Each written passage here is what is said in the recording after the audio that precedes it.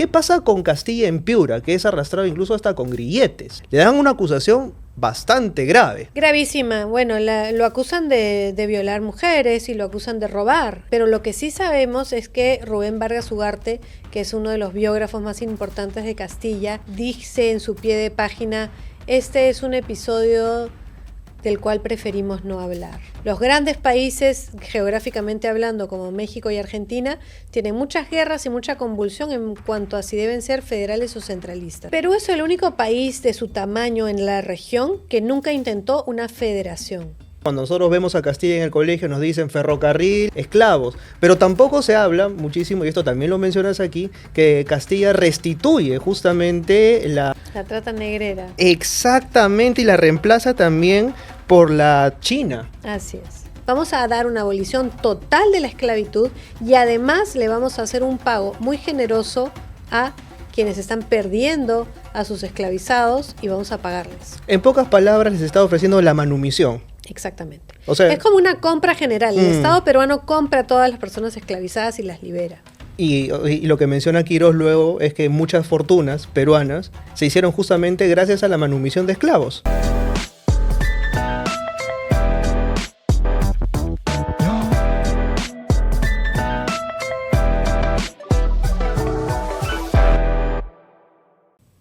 ¿Quién fue Ramón Castilla? Este hombre que suele desfilar por la mente de muchísimos escolares, y me incluyo, y que suele ser presentado pues como una figura emblemática dentro de la historia peruana. Acaba de publicarse un libro dentro de la colección de historias mínimas de el IEP por Natalia Sobrevía, quien nos acompaña una vez más en el Podcast Librero. Natalia, bienvenida una vez más al Podcast Librero. Encantada, siempre es un gusto poder conversar contigo. ¿De dónde el interés por saber un poco más a propósito de esta figura emblemática como Ramón Castilla? Mi momento de interés siempre ha sido el siglo XIX. Siempre he estado interesada en poder ver qué fue lo que pasó al inicio de la República. Cuando hice mis primeros trabajos como estudiante de licenciatura, este ya era el periodo que me interesaba. Incluso mediados del siglo XIX me interesaba inicialmente mucho más que el periodo de la independencia. Entonces yo empecé haciendo mi tesis de licenciatura sobre ese periodo, mi tesis de doctorado sobre los años del guano, entre 1840 y 1860. Entonces, Castilla es el gran personaje de este periodo. Ahora, si nosotros nos ponemos a ver, y te lo decía un poco detrás de cámaras, Castilla nace en Tarapacá. O sea, hoy sería territorio chileno, y es más, sus primeros intereses están más asociados a Santiago que a la propia Lima. Ahora, estamos hablando de finales del virreinato, y claro, uno podría decir ya un poco el pensamiento de asociación hacia el virreinato estaría pues en decadencia, pero no, él pertenecía inicialmente al bando realista, él y su hermano. Así es, él es el último presidente peruano que no solamente es veterano de las guerras de independencia, sino que es además realista. Todos los primeros presidentes del Perú, estamos hablando de Lamar, de Santa Cruz, de Gamarra, todos han sido primero realistas y luego se han cambiado de bando. Castilla es el menor de todos ellos, y ya quien lo sucede, que es José Rufino Echenique, que también es veterano en las guerras de independencia, él más bien ya empezó luchando por el bando de la independencia. Pero Castilla va a ser miliciano en el sur de Chile, y teniendo la opción de apoyar a la Junta Independentista o Autonomista de Santiago, decide apoyar más bien al rey. Y termina preso en Buenos Aires, termina regresando en un viaje muy espectacular por el Mato Grosso, por Brasil, hasta el Perú, y retornando al bando realista. Y solamente después de la llegada de San Martín es que va a cambiar finalmente de bando. Ahora, es importante acotar esto, ¿no? O sea, porque Castilla en ese periodo, particularmente en ese periodo, al igual que muchas personas que vivían dentro del virreinato, y particularmente en el sur, estaban preocupadas porque sus provincias no dependiesen necesariamente de otras, ¿no? Eso es una acotación que haces ahí. O sea, no es que necesariamente apoyan al realismo por fidelidad al rey, sino que había una preocupación de dependencia, y esa relación era la que más preocupaciones le generaba, ¿no? Así es, yo entiendo la independencia, lo he presentado en muchos de mis trabajos como una búsqueda de autonomía, pero no solamente o no necesariamente una autonomía ante Madrid o la corona española, sino ante las ciudades principales, sean Lima, Buenos Aires. Entonces, en Santiago la búsqueda de autonomía va mucho más por ese lado. Ujú.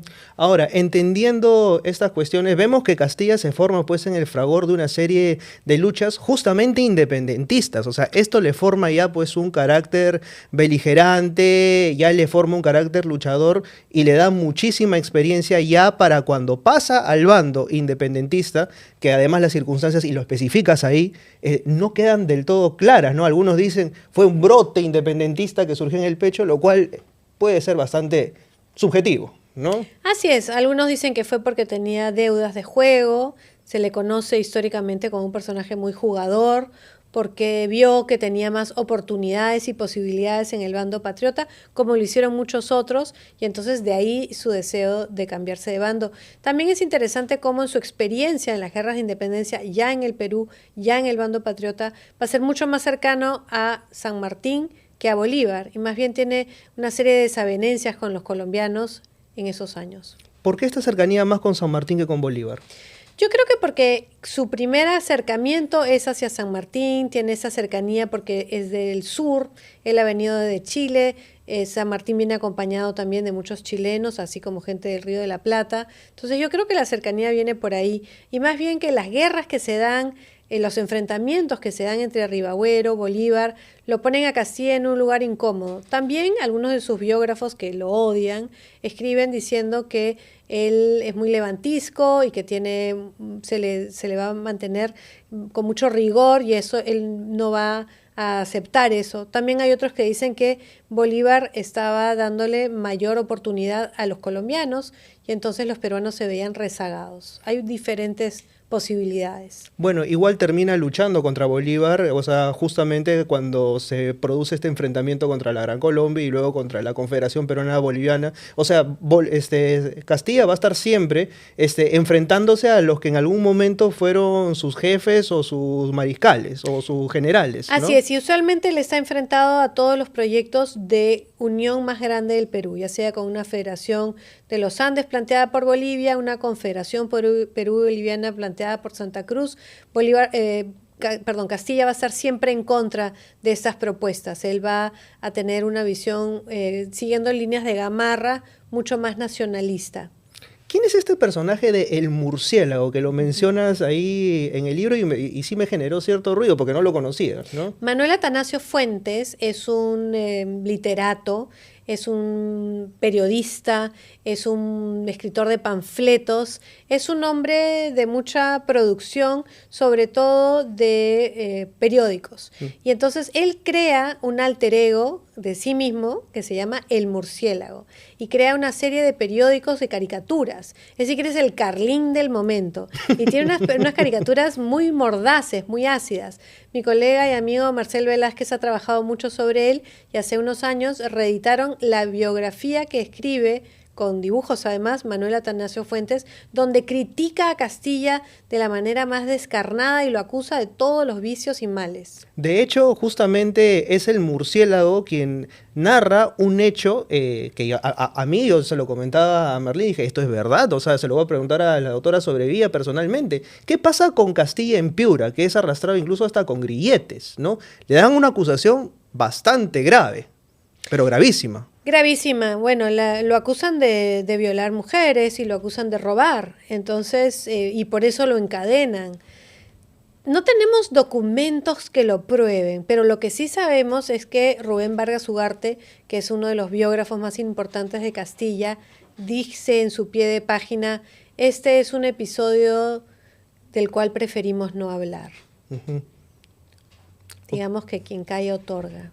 Entonces, digamos que ahí se generan las suspicacias. Así es. Yo creo que lo más probable es que algo de verdad tenía esa acusación. Pero ¿por qué fue enviado específicamente Castilla a Piura y por qué lo terminan degradando, además, ¿no? Lo mandan a Piura para que reclute y para que vaya a las iglesias y saque metálico para financiar la campaña. Y parece que a él se le pasa un poco la mano y hace un poco más que eso. Ahora, termina el proceso de independencia y Castilla termina preso nuevamente, o sea, en el sur, exactamente, ¿no? Lo envían a Arequipa y luego termina en el Real Felipe encarcelado por Echenique. Así es, justamente quien después va a ser su amigo colaborador y luego su gran enemigo. Entonces, lo que vemos aquí es como las personas van de ida y vuelta. En ese momento, Castilla está acusado una vez más de ser un personaje problemático, de quererse levantar de nuevo, y entonces es enviado al exilio y primero está encarcelado en el Real Felipe. Ahora, esta constante ida y vuelta de Castilla, pues se entiende, o sea, me pongo un poco ya haciendo una especie de juego de roles, ¿no? De que la amistad puede llegar a ser falaz, o puede ser etérea, o puede ser gaseosa, y de que lo que vale, pues, es la ley, lo que vale es la palabra firmada. Y eso forja en él, pues, un carácter en el que la legalidad es lo que prima por sobre todas las cosas. Y justamente durante ese tipo de exilios, él forja un carácter bastante asociado a que lo que manda sobre todas las cosas es la ley. Y esto lo La ley aleja, que le conviene, la ley que le gusta. y eso es lo que te quería preguntar, porque esto es algo que aleja a Castilla de ser únicamente un caudillo, o más bien lo acerca, más bien a ser un caudillo populista. Bueno, yo lo que considero, y eso lo escribí ya en mi libro sobre Andrés de Santa Cruz hace 10 años, que se llamaba El caudillo de los Andes, es que los caudillos andinos están en esta región están muy vinculados tanto al ejército, en el caso de Santa Cruz, el de Gamarra, el de Castilla, son ejemplos muy claros, que ellos no trabajan fuera del ejército, trabajan dentro del ejército, y además que necesitan tener o buscan tener un respaldo de legitimidad en una constitución. No estoy tan convencida porque crean realmente en las leyes, sino porque este es un elemento de legitimidad, un instrumento. Tan así que Castilla va a luchar una campaña constitucional en defensa de la Constitución de 1839 y lo primero que va a hacer en su gobierno es tratar de reformarla, de cambiarla. La siguiente revolución que lucha, que lo lleva al poder por segunda vez, es también una revolución que se llama de la honradez, porque es contra la llamada corrupción de la consolidación. Y la idea también, apoyado por los radicales y liberales, es una nueva constitución, pero cuando esa constitución no es a la medida de lo que la Castilla considera necesario, hace todo lo posible hasta que logra finalmente un cambio constitucional en 1860. Entonces, sí se necesita, o sí quiere, o sí busca una constitución, una institucionalidad legal, pero también está muy abierto a cambiarla a que sea a su propia medida. O sea, podemos decir que Castilla hizo y deshizo de acuerdo a sus intereses y a lo que él creía que era lo correcto en ese momento. Así es, y también lo que era aceptable para las mayorías en ese momento, porque digamos, la Constitución llamada radical de 1856 va a generar una revolución en Arequipa. Y entonces hay una reacción conservadora contra ese radicalismo y Castilla mismo dice, cuando jura la Constitución, respetaré esta Constitución en la medida que se adecúe a las necesidades del país. Y entonces, cuando él ve que no se adecúa a las necesidades del país y está generando este rechazo tan grande, entonces él considera que debe cambiarse. Justamente a propósito de eso, o sea, nosotros vemos que hay una carta magna que es la de Huancayo, ¿no? O sea, esta carta de Huancayo tenía, y te lo comentaba también antes, ¿no? Bastante resistencia por parte de los arequipeños, pero tenía apoyo en el sur. Entonces Castilla apoyaba más bien a estos pueblos del sur, pero no necesariamente en Arequipa, donde además era su prefecto. Entonces, ¿en qué posición se encontraba y por qué los arequipeños no apoyaban esta constitución, ¿no? Los arequipeños fueron quienes más apoyaron el proyecto de la Confederación Perú-Boliviana, quienes más apoyaron a Andrés de Santa Cruz, porque tenían la idea, no equivocada, que de crearse una unión entre el norte del Perú, el sur del Perú y Bolivia, el sur del Perú se convertiría en el centro de esta confederación y Arequipa sería una de las principales beneficiadas. Entonces, primero que nada, entender que la Constitución de Huancayo es la que viene a reemplazar la Constitución de 1834 después de la caída de la Confederación. También considerada una constitución conservadora o centralista porque ha sido impuesta en base a la Constitución chilena de 1833. Muchas veces se decía con bayonetas. Entonces, en el 40-41 hay bastante movimiento en contra de esa Constitución y una desazón, una sensación de este centralismo, esa desaparición de las juntas departamentales, que son las que están presentes en la Constitución del 28 y la del 34. Entonces, esa centralización es la que revuelve mucho los ánimos en Arequipa. Y además que ellos consideraban que la confederación hubiera sido una buena cosa. Pero digamos, algo de esta herencia centralista hemos heredado, ¿no? Por supuesto, y además la centralización se va a hacer mucho más fuerte y mucho más efectiva con la abolición del tributo indígena, porque hasta 1854 las cajas regionales en Arequipa, Cusco, Puno, Ayacucho van a recaudar el tributo de los contribuyentes indígenas de esas regiones y solamente le van a enviar una parte a Lima y se van a quedar con el resto. Una vez que se va a abolir el tributo, ya no manejan cajas regionales y es Lima la que tiene que enviar el dinero a las provincias. Entonces ahí hay un desbalance y una centralización efectiva. La centralización real en el Perú ocurre en la segunda mitad del siglo XIX, más hacia finales del siglo XIX y sobre todo en el siglo XX. A pesar de que Leguía también intenta hacer congresos descentralizados, pero eso no se logra. Ahora, ¿por qué finalmente no se llega a lograr un país tan descentralizado como hubiésemos querido? O, bueno, digo, hubiésemos querido, algunos, porque sabemos que hay intereses creados, ¿no? El Perú es el único país de su tamaño en la región que nunca intentó una federación. Es decir, los grandes países, geográficamente hablando, como México y Argentina, tienen muchas guerras y mucha convulsión en cuanto a si deben ser federales o centralistas, unitarias y federales en el caso del Río de la Plata. Pero países como Chile incluso tienen constituciones federales muy iniciales y muy pronto se decantan por el centralismo. Países mucho más comparables en cuanto a tamaño y población con el Perú, como son la Nueva Granada, hoy Colombia, y Venezuela, también tienen una serie de guerras sobre si deben ser federaciones, confederaciones o países centralistas. En el Perú ese debate se va a llevar a un lado por el temor a la disgregación, a perder territorio ante Ecuador y Bolivia. Y bueno, efectivamente, eventualmente se pierde territorio ante Chile. Entonces, esta cuestión de la descentralización o el federalismo que nunca se da en el Perú también responde a que el centralismo es visto como un vicio necesario, un mal necesario. Y de ahí el discurso, pues, que cuando uno hable a propósito de entidades nacionales, la gente diga, bueno, entonces tú estás apelando al separatismo, ¿no? Exactamente. Así es. Y lo que es interesante también es que la división entre el norte del Perú, que es el norte y el centro del Perú, y el sur del Perú, es muy clara incluso en las guerras de independencia, cuando tienes el norte y el centro independientes, el sur todavía realista, lo vemos también con la Confederación Perú-Boliviana. Yo tengo un texto bastante antiguo que trata sobre esa persistencia de la división que existe entre el norte y el Perú, e incluso podríamos arguir que hasta el día de hoy el comportamiento electoral del norte y centro del Perú es muy diferente al del sur del Perú. Totalmente marcado, o sea, y lo dicen las encuestas y año a año pues podemos ver incluso cómo se va moviendo el panorama electoral, ¿no? Interesantísimo. Volviendo un poco a Castilla, ¿no? ¿Qué caracteriza a este Castilla que se forja primero, o sea, en los últimos años del virreinato, la colonia, a estos primeros pasos antes de llegar al gobierno, ¿no?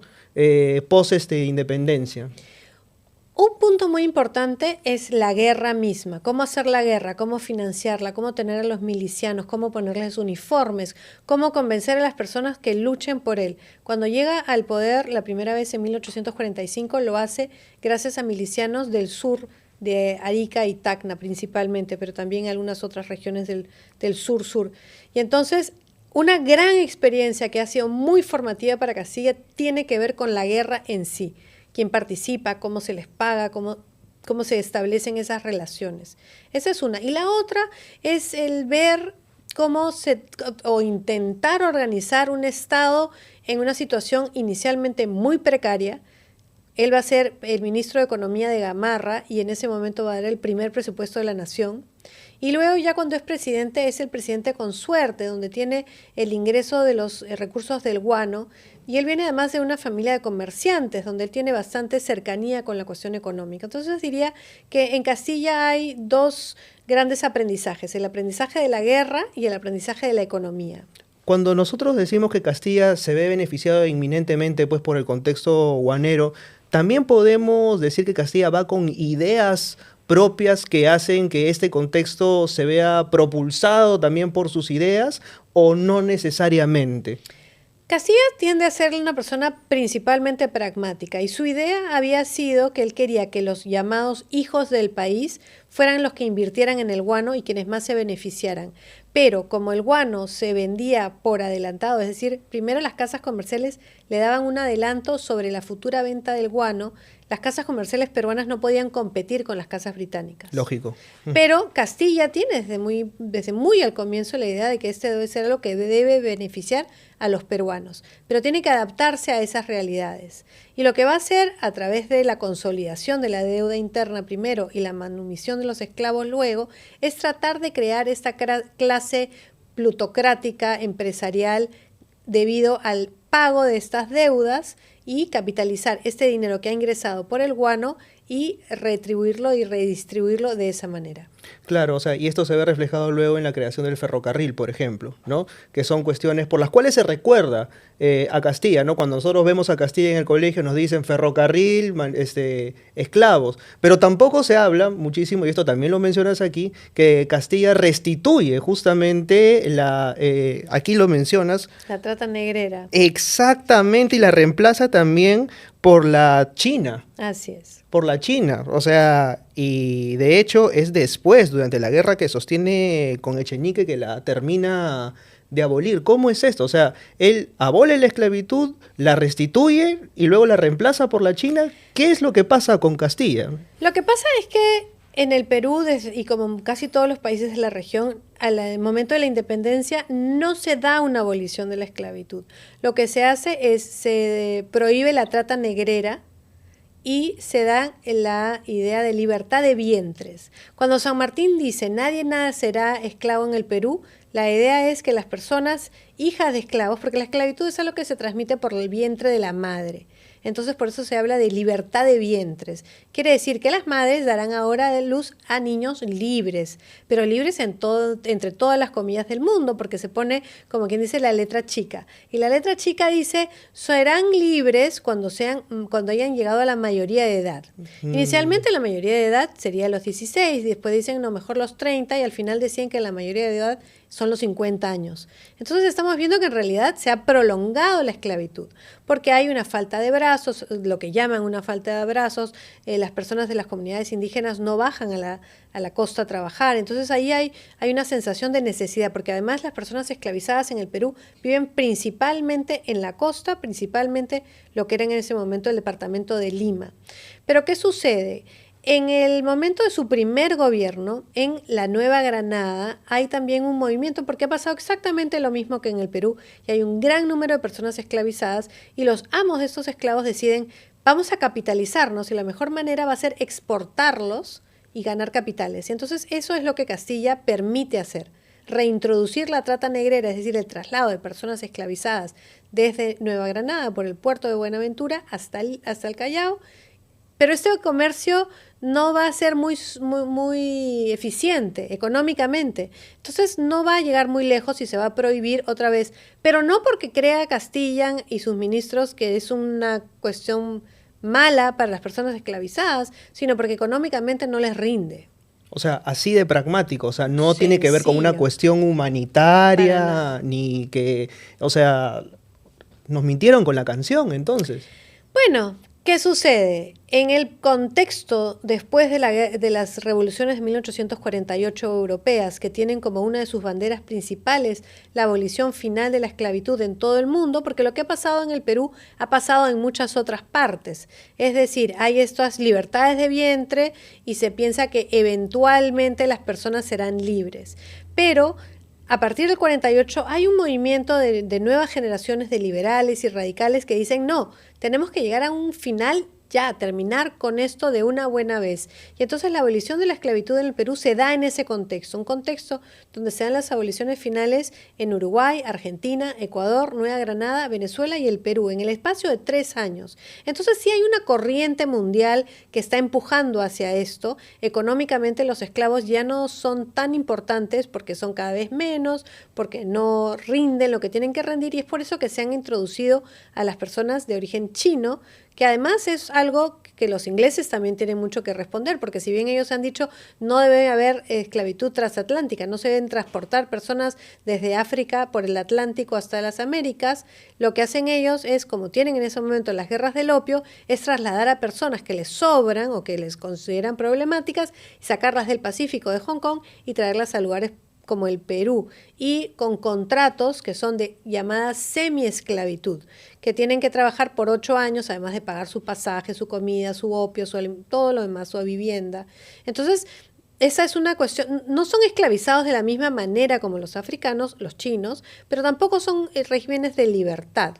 Pero ¿qué sucede? Cuando se da la guerra civil entre Echenique y Castilla, en este contexto muy específico, José Rufino Echenique le promete la libertad a todos los hombres que se enrolen en su ejército.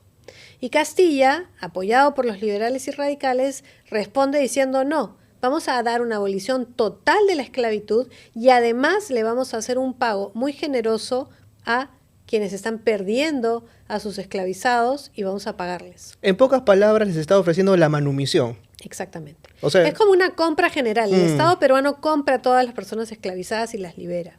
Y lo que menciona Quirós luego es que muchas fortunas peruanas se hicieron justamente gracias a la manumisión de esclavos. Por supuesto, a la manumisión y además a la consolidación de la deuda, que es el pago de las deudas adquiridas durante las guerras de independencia, que también se van a pagar en este periodo. Entonces, en este momento hay un gran grupo social, muy importante que se va a capitalizar, y con eso van a comprar haciendas en la costa, van a desarrollar el algodón, el azúcar, el arroz.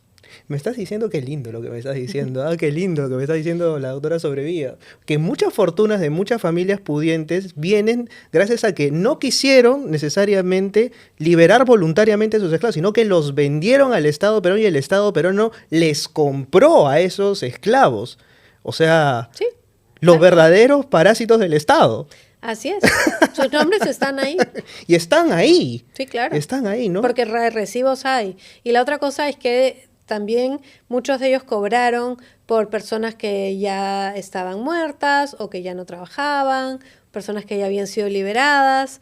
Entonces también hubo chanchullo. Y tremendo, ¿no? Porque estamos hablando de seres humanos. Por supuesto. Eso muy por aparte, porque además el liberalismo de ese momento cree firmemente que quienes están perdiendo su propiedad tienen derecho. Es como una expropiación de cualquier cosa. Si te expropian tu tierra, te tienen que pagar. Entonces, así se concibe. Pero no se hace de esa misma manera en todos los lugares donde se da la abolición en este mismo momento. Ahora, pensando ya un poco en esta figura mitificada de Ramón Castilla, ¿no? Como también se mitifica la figura de Cáceres y la de tantos otros caudillos militares, ¿no? ¿Por qué se suele generar este tipo de relatos en torno a Castilla, ferrocarril, Huano, liberación de esclavos, Cáceres, resistencia en la Breña? Y no vemos justamente todas estas sombras que rodean a los personajes. Y si uno dice este tipo de cuestiones, automáticamente es señalado, pues, casi como lo que le pasó al pobre Boza, ¿no? En Arequipa, ¿no? Que fue fusilado por Castilla, justamente. Sí, bueno, las historias nacionales, que también se conocen como las historias de bronce por las estatuas, son las historias de los grandes héroes, las narrativas nacionales, los episodios nacionales. Entonces se crean estas historias que refuerzan lo positivo, lo heroico, lo bueno. Y entonces tratan de oscurecer lo complejo, lo complicado, lo difícil, lo duro. Y eso sucede aquí y en todas partes. Es decir, es una de las prácticas de cómo se entendió hacer historia en la segunda mitad del siglo XIX y mucha parte del siglo XX. Y en el caso particular de Castilla vemos cómo para Manuel Odría Castilla fue un personaje muy útil, porque es en el periodo de Odría en que se da el centenario de las aboliciones, es el gran héroe militar, Odría siendo militar, hay todo, si tú te pones a analizar esa sensación de el militar que hace obra, ese es Odría, y entonces se apoya en la figura de Castilla. Tenemos muchísimas plazas Castilla, avenidas Castilla, monumentos, provincias, entonces es un personaje ubicuo, que está en todas partes. ¿En Arequipa se le quiere a Castilla? Bueno, hay una provincia Castilla en el departamento de Arequipa. Porque justamente tú me mencionabas, ¿no? Este señor que se llamaba exactamente, que fue fusilado por Valentín Castilla. Boza. Valentín Boza, efectivamente. Cuando Castilla se erige pues como su prefecto, Castilla hace algo inédito, ¿no? Algo que hasta ese momento no había ocurrido. Estamos hablando antes de que Castilla sea elegido presidente y demás, ¿no? Cuando era todavía su prefecto. ¿Por qué Castilla hace esto y cómo esto hace o reafirma su poder en el sur? Bueno, la élite de Arequipa es muy interesante porque no solamente Castilla, sino casi todos los caudillos importantes de este periodo se casan con mujeres de alcurnia arequipeñas. Él se casa con la señora Díez Canseco, Francisca Díez Canseco, Echenique se casa con Victoria Tristán, hija del hombre más rico de Arequipa, Pío Tristán, el tío de Flora.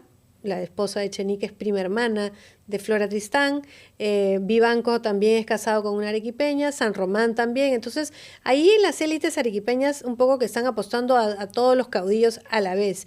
Y en muchas ocasiones van a haber partes de la élite arequipeña y de los grupos populares arequipeños que apoyen a un caudillo o a otro. Castilla, además, se va a consolidar en su primer gobierno como presidente en la batalla del Carmen Alto, que es a las afueras de Arequipa. Entonces, es una región que le va a importar mucho. También va a tener que enfrentar una revolución desde Arequipa en el año 56 y sobre todo el 57, y la ciudad va a estar sitiada por más de un año. Entonces es un lugar particularmente convulso durante todo el siglo XIX y bueno, por supuesto el siglo XX. Efectivamente, ¿no? Arequipa es clave también para ganarle a Echenique, ¿no? Así es.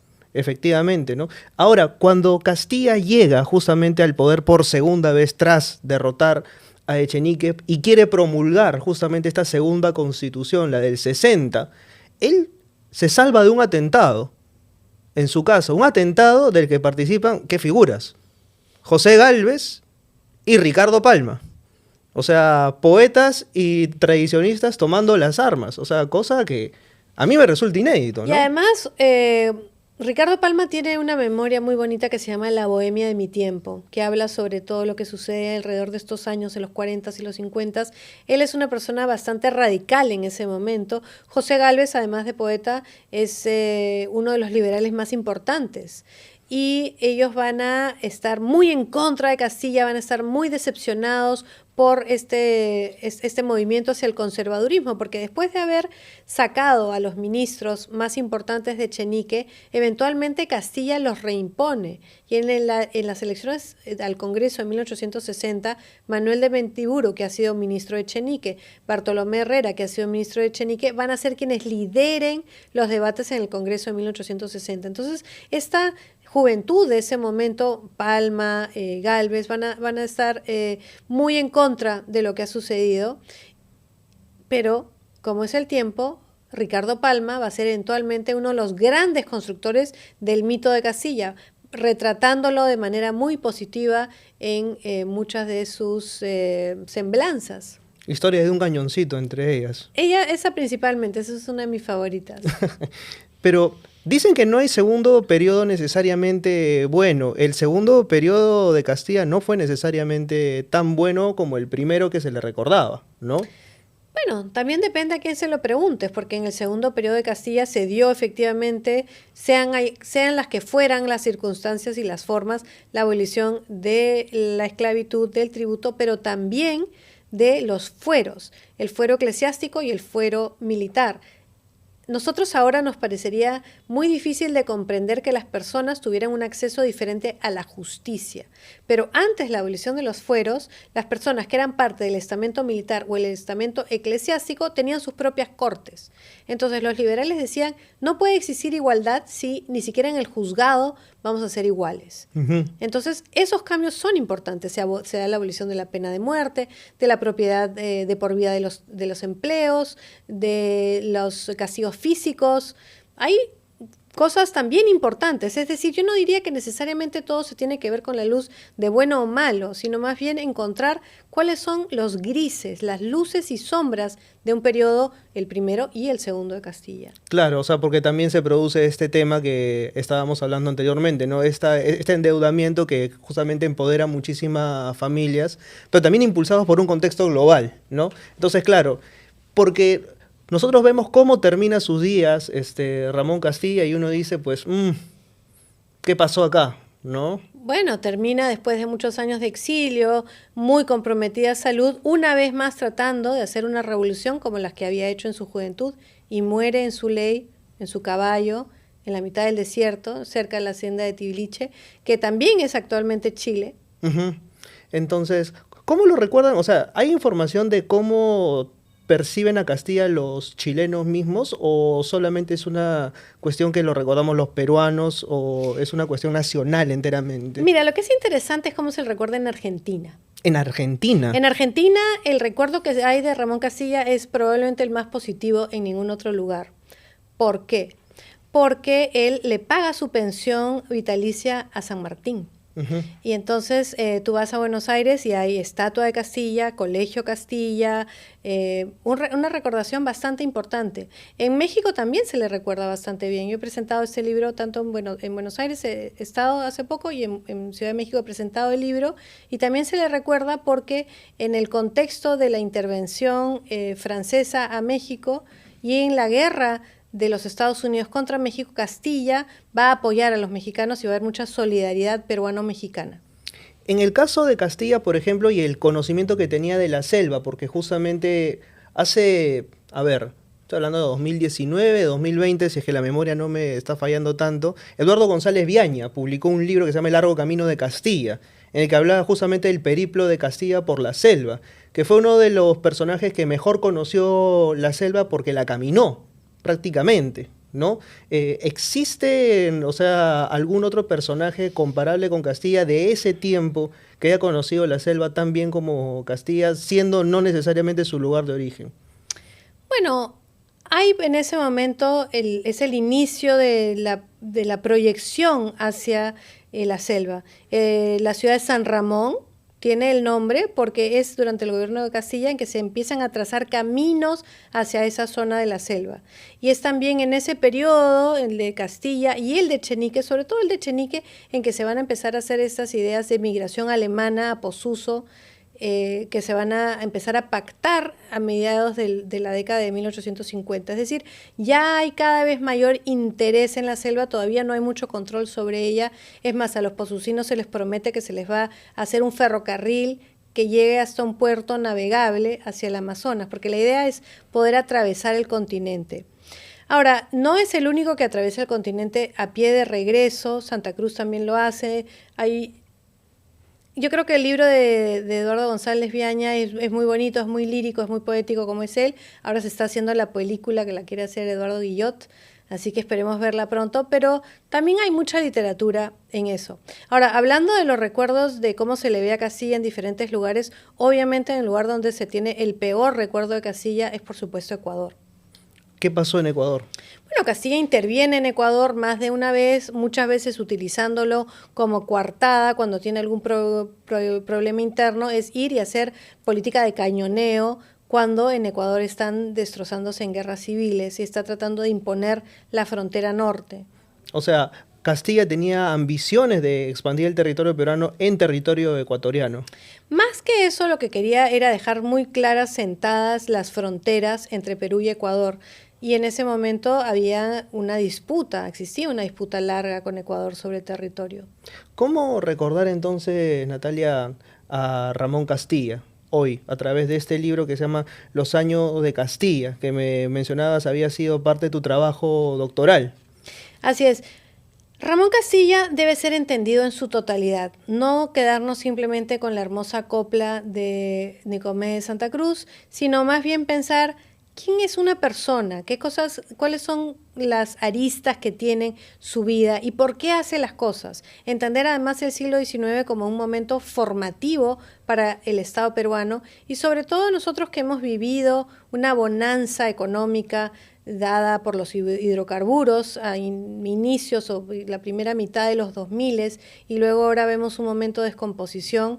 Algo similar ocurre en el periodo del Guano, unas guerras muy profundas anteriores, un momento de, si quieres, desarrollo económico, pero también bastante convulso y luego momentos de descomposición. Yo creo que hay mucho que aprender del siglo XIX peruano.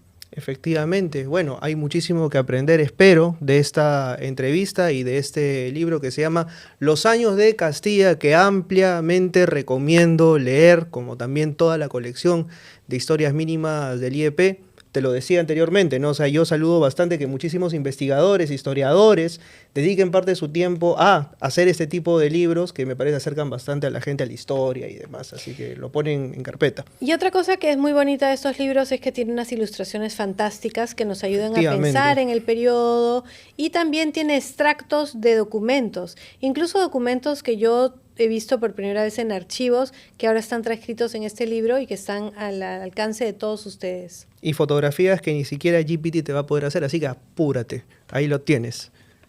Los años de Castilla y conmigo será hasta, no el próximo año, sino el próximo viernes a la misma hora y por el mismo canal. Ahí nos estamos viendo. Chau, chau.